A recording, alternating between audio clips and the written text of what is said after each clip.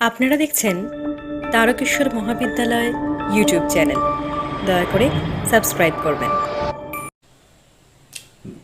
Now he is coming to the point. For the people who come to me in distress, distress মানে হচ্ছে দুর্দশা, সমস্যা। জয়নুল আবেদিন তার ছেলেকে বলছেন, যে সমস্ত মানুষগুলো সমস্যায় পড়ে আমার কাছে আসেন,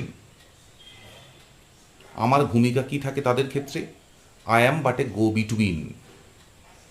গো বিটুইন কথাটার মানে হচ্ছে মধ্যস্থতাকারী, মিডিয়েটর। মধ্যস্থতাকারী কীরকম? যার কাজটা করার দরকার তিনি যদি সঠিকভাবে করতে না পারেন, তখন মধ্যস্থতাকারী কি করেন? সেই কাজটা করতে সাহায্য করেন, সেই কাজটা করার যে পথ, যে পদ্ধতি, সেটা বাদলে দেন। তাহলে এই যে অসহায় মানুষগুলো এপিজে আব্দুল কালামের বাবা জয়নুল আবেদিনের কাছে আসেন, তাদের দুর্দশা নিয়ে, তাদের কষ্ট নিয়ে, সেই অবস্থায় জয়নুল আবেদিন কি করেন? বলছেন, আমি মধ্যস্থতাকারী কাজ করি। ইন দেয়ার এফর্ট, এফর্ট মানে প্রচেষ্টা, টু প্রপিশিয়েট। প্রপিশিয়েট কথাটার মানে হচ্ছে শান্ত করা, to calm down, to appease demonic forces with prayers and offerings. Demonic forces কথাটার মানে হচ্ছে দানবীয় শক্তি। আসলে মানুষের মধ্যে, প্রত্যেক মানুষের মধ্যে শয়তান এবং ভগবান দুজনেরই সহাবস্থান। তার মানে আমাদের আচার আচরণে কখনো কখনো ভগবানের গুণ পরিষ্কার হয়, পরিস্ফুট হয়, আবার কখনো কখনো আমাদের আচরণের মধ্যে শয়তানের গুণ বেরিয়ে আসে, দ্য স্যাটানিক ফোর্সেস। যেমন ভগবানের গুণ, গুণ কোনগুলো? কামনেস, কোয়াইটনেস, জেন্টলনেস, মিকনেস, মাইল্ডনেস, ইনোসেন্স, এগুলো সব হচ্ছে কোয়ালিটিজ অফ গড। দেখো, এই সমস্ত গুণাবলীগুলোই কখনো না কখনো আমাদের মধ্যে থেকে প্রতিভাত হয়, then we are god like.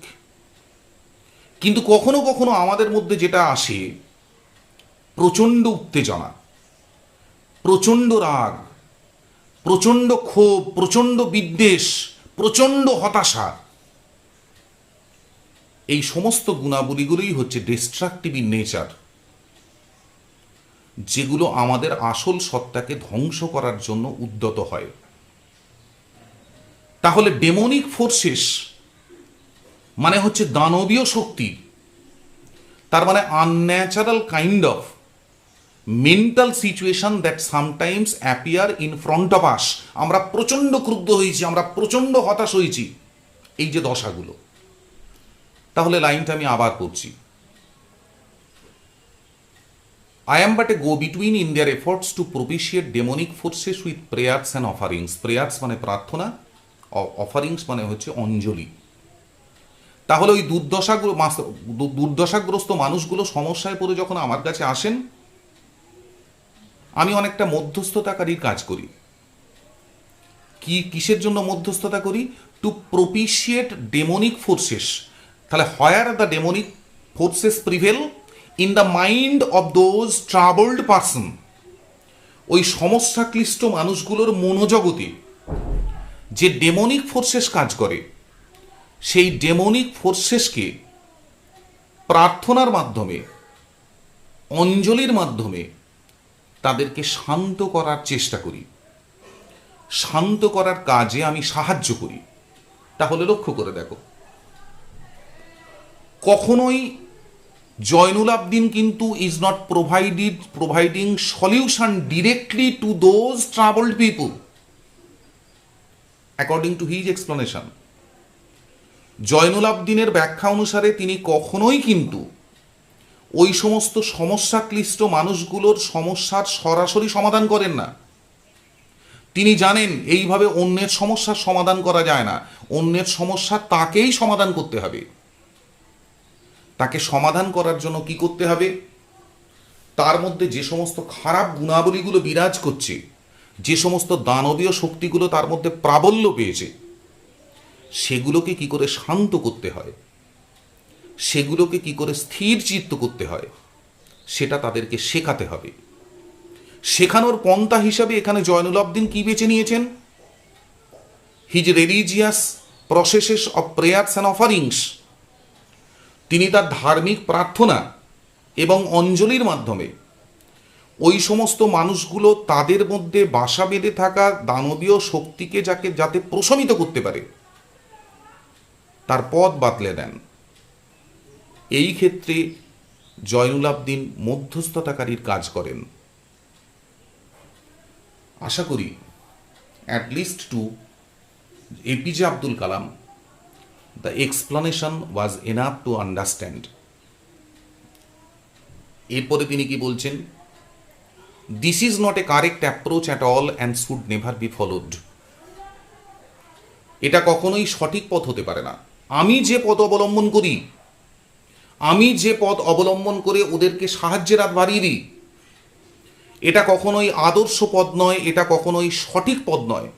অতএব এ কাজকে অনুসরণ করা উচিত নয়। তার মানে এই যে তুমি আমার কাছ থেকে জীবনের শিক্ষা নিতে চাইছো, আমার বিভিন্ন ধরনের কাজকে তুমি অনুসরণ করার চেষ্টা করছো, please child keep in mind, এখন যে প্রসঙ্গে আমরা আলোচনা করছি এটা আজ যাই হোক অনুকরণযোগ্য নয়। তাহলে প্রশ্ন হচ্ছে তিনি এ কাজ করছেন কেন? তোমরা যদি মনে করতে পারো, আগের ক্লাসে কিন্তু আমরা এই ব্যাপারে খুব ডিটেলস আলোচনা করেছি যে আমাদের মতো অনুন্নত দেশে, যেখানে গরিবী দেশের 80% বেশি, যেখানে অশিক্ষা কুশিক্ষার অন্ধকার চারদিক থেকে গ্রাস করেছে, সেখানে এইটুকু সাহায্যের হাত না বাড়িয়ে দিলে তারা কখনোই বিপদ থেকে বেরোতে পারবে না। আর যদি কোনো দিন তাদের মধ্যে বিজ্ঞান ভিত্তিক দার্শনিক চিন্তাভাবনার জন্ম দেওয়া যায়, তখন তারা আর সাহায্যের জন্য আমার কাছে আসবে না। They will be able enough to solve their own problems. তাই বাবা ছেলেকে বলছেন, this is not a correct approach at all and should never be followed. এই যে পদ্ধতি অবলম্বন করে আমি তাদের জন্য মধ্যস্থতাকারীর কাজ করি, এটা মোটেই প্রশংসাযোগ্য কোনো কাজ নয় এবং এটাকে অনুসরণ করা উচিত নয়। আমি বাধ্য হই এ কাজ করতে, থিঙ্কিং অ্যাবাউট দেয়ার স্যাড প্লাইট, তাদের ওই দুর্দশাগ্রস্ত অবস্থার কথা চিন্তা করে আমি এ কাজ করতে বাধ্য হই। One must understand the difference between a fear-ridden vision of destiny and the vision that enables us to seek the enemy of fulfillment within ourselves. এখানেও দুখানা গুরুত্বপূর্ণ শব্দবন্ধের আলোচনা রয়েছে, যার পূর্ণাঙ্গ আলোচনা করতে প্রচুর সময় লাগবে। তবু মোটের ওপর একটা ছোটোখাটো আলোচনা আমি এখানে করে দিচ্ছি। ফিয়ার-রিডেন ভিশন অফ ডেস্টিনি, ভাগ্য সম্পর্কে মানুষের ভয়গ্রস্ত দৃষ্টি। কি হয়, মানুষ যখন যথেষ্ট কর্মঠ না হয়, সিচুয়েশনকে ট্যাকল করার মতো মানুষের মধ্যে যখন ক্ষমতা না থাকে, তখন মানুষ আস্তে আস্তে ভাগ্যের ওপর নির্ভরশীল হতে আরম্ভ করে। ছেলে অসুস্থ, ডাক্তারের কাছে চিকিৎসা করার মতো পয়সা নেই, ধর্মগুরুরা মুখ ফিরিয়েছেন।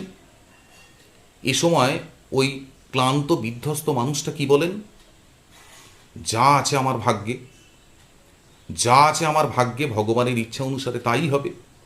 তাহলে মানুষের অসহায় দশায় যখন সেখান থেকে বেরিয়ে আসার পথ না পায়, তখন মানুষ ধীরে ধীরে ধীরে ধীরে ভাগ্যের ওপর নির্ভরশীল হতে আরম্ভ করে। এই ভাগ্যের ওপর মানুষের নির্ভরশীলতা মানুষের জন্য কিন্তু এক ধরনের পঙ্গুত্ব, এবং একবার যদি মানুষ ভাগ্যের ওপর নির্ভরশীল হয়ে পড়ে, তখন ভাগ্যের ওপর তার এই নির্ভরশীলতাটা ক্রমশ বাড়তে আরম্ভ করে। একটা সময় তার সত্তাকে ছাপিয়ে যায়। তখন একটা মানুষের বাস্তব অস্তিত্ব তার মানসিক চিন্তাভাবনার থেকে তার ভাগ্য নির্ভরশীলতা হয়ে যায় অনেক বড়। তুমি এটাকে বলতে পারো psychological death of a human being. এ মানুষ শরীর নিয়ে বেঁচে থাকে, কিন্তু তার মনোবল, তার মনের শক্তি শূন্য। তার কারণ সে তখন প্রত্যেকটা ক্ষেত্রেই নির্ভরশীল হয়ে পড়ে ভাগ্যের ওপর। এটাকেই বর্ণনা করছেন fear-ridden vision of destiny.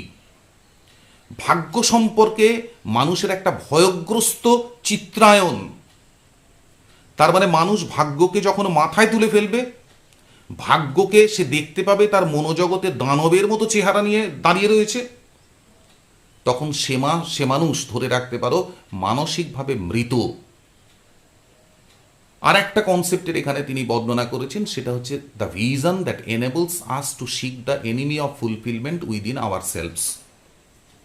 Enemy of fulfilment কথাটা খুব ভয়ঙ্কর, সত্যি একটা কথা। আমরা অনেক সময় কিছু কাজ করার পর ভাবতে শুরু করি, we have done enough, what I have done, not too much people can achieve that, so that's enough. বাবা আমি সারা জীবনে যা কাজ করেছি অনেক মানুষই এ কাজ করতে পারে না, অথবা আমি পরিতৃপ্ত। এই পরিতৃপ্তি কিন্তু মানুষের জীবনে যেটা নিয়ে আসে স্ট্যাগনেশন। এই স্ট্যাগনেশন আসা মানে it's a kind of psychological death. এটাও এক ধরনের মনস্তাত্ত্বিক মৃত্যু।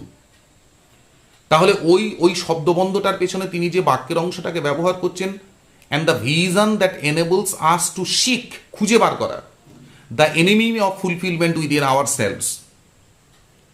তার মানে মানুষের শরীরের মধ্যে যেরকম তোমার অ্যান্টিবডি তৈরি হলে, অ্যান্টিবডি শরীরের মধ্যে যদি থাকে, তাহলে শরীরের মধ্যে কোনো ভাইরাস প্রবেশ করলেই অ্যান্টিবডি তাকে সঙ্গে সঙ্গে গ্রাস করে, তাকে চিনতে পেরে।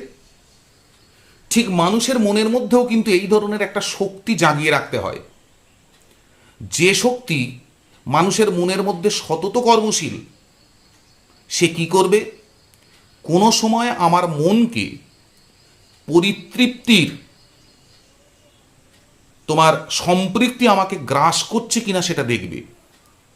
যখনই কোনো ধরনের পরিতৃপ্তি আমার মনকে গ্রাস করবে, তখন আমার মনের ওই অ্যান্টিবডি কি করবে? সেখান থেকে আমাকে বার করে নিয়ে আসবে, নতুন কর্মোদ্যমে উদ্যোগী করবে। তাহলে লক্ষ্য করে দেখো, পৃথিবীতে দু ধরনের মানুষ। এক ধরনের মানুষ কি দেখে? Fear ridden vision of destiny, ধরে রাখতে পারো দে আর ডেড, দে হ্যাভ কোর্টেড ডেথ। আর এক ধরনের মানুষ যে মনকে সবসময় সজাগভাবে জাগিয়ে রাখে, কোনো সময় পরিতৃপ্তির কোনো ঘটনা আমার মনের মধ্যে দানা বাঁধছে কিনা, আমাদের মনের গতিশীলতাটাকে নষ্ট করে দিচ্ছে কিনা, সেটাকে আইডেন্টিফাই করার জন্য মানসিক একটা শক্তি। তাহলে প্রথম যে proposition, fear reading vision of destiny, এ মানুষ কোনগুলো? Those who come to Zainulabedin for different types of helps and advice. তারা ভাগ্যের কাছে নিজেদেরকে সঁপে দিয়েছে, তাদের মন, মানসিকতা, মানসিক উদ্যম সব কিছুকে গ্রাস করেছে, তাদের ভাগ্য সম্পর্কে চিন্তা ভাবনা। এরা মানসিকভাবে মৃত। তাহলে জয়নালাবদিন এই সমস্ত মানুষদের ক্ষেত্রে কি করতেন? তাদেরকে মানসিক শক্তি যোগাতেন, তাদেরকে এমন ঐশ্বরিক শক্তির অংশ করতে চাইতেন যাতে করে তারা তাদের ওই মৃত মানসিক দশা থেকে বেরিয়ে আসতে পারে, আবার নতুন করে কর্মোদ্যোগী হতে পারে, আবার নতুন করে সদর্থক জীবনযাপন করার পথ খুঁজে পেতে পারে। তাহলে প্রথম ধরনের মানুষ হচ্ছে যারা মানসিকভাবে মৃত। আর দ্বিতীয় ধরনের মানুষ কারা? Those who are positive minded.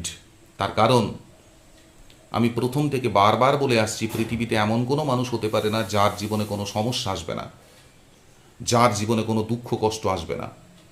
এগুলো খুব স্বাভাবিক ঘটনা, রেকারিং ইনসিডেন্ট। কিন্তু এই ধরনের পরিস্থিতি থেকে বেরিয়ে আসার পথ যদি জানা থাকে তোমার মধ্যে, কিভাবে এই ধরনের পরিতৃপ্তিগুলোকে নিবারণ করতে হয়, আবার নিজেকে কর্মোদ্যোগী করার জন্য সে পথ যদি তোমার জানা থাকে, তাহলে তোমার জীবনে যদি সাময়িকভাবে কোনো স্ট্যাগনেশন আসেও, you will be able to overcome that very phase. You will be active again with a rejuvenated spirit. তাহলে this is the philosophical religious presentation in the form of a speech given by Zainulabedin to his San.